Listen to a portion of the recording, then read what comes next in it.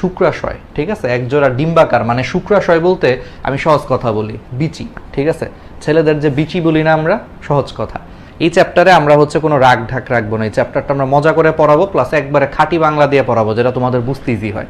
আমি শুক্রাশয় শুক্রাশয় শুক্রাশয় করলে তুমি তারপর অনেকে আছে বুঝবা না, সহজ কথা ছেলেদের বিচি, ঠিক আছে। তাহলে ছেলেদের বিচি দেখতে কিরকম, ডিম্বাকার, তাহলে এটাই বলছে। এবং বিচি কয়টা, দুইটা, মানে এক জোড়া, তাই না? তাহলে এক জোড়া ডিম্বাকার ওই যে বিচি বা শুক্রাশয় স্ক্রোটাম নামক একটা থলির ভিতরে, ওই যে যেই থলির মধ্যে থাকে, তাহলে স্ক্রোটাম নামক একটা থলির ভিতরে হচ্ছে আবদ্ধ থাকে।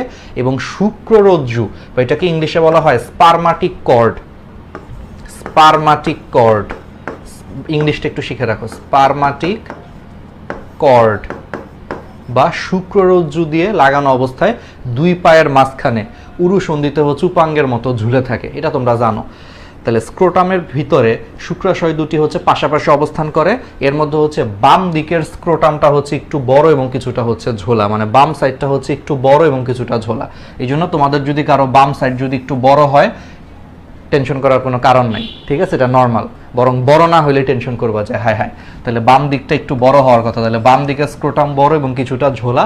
আর প্রত্যেকটা শুক্রাশয় বা বিচি আর কি, ঠিক আছে, এটা হচ্ছে লম্বায় প্রায় 4 সেন্টিমিটার আর হচ্ছে 10 থেকে 12 গ্রাম ওজন বিশিষ্ট। তাহলে লম্বায় হচ্ছে এগুলা প্রায় 4 সেন্টিমিটার এবং 10 থেকে 12 গ্রাম ওজন বিশিষ্ট।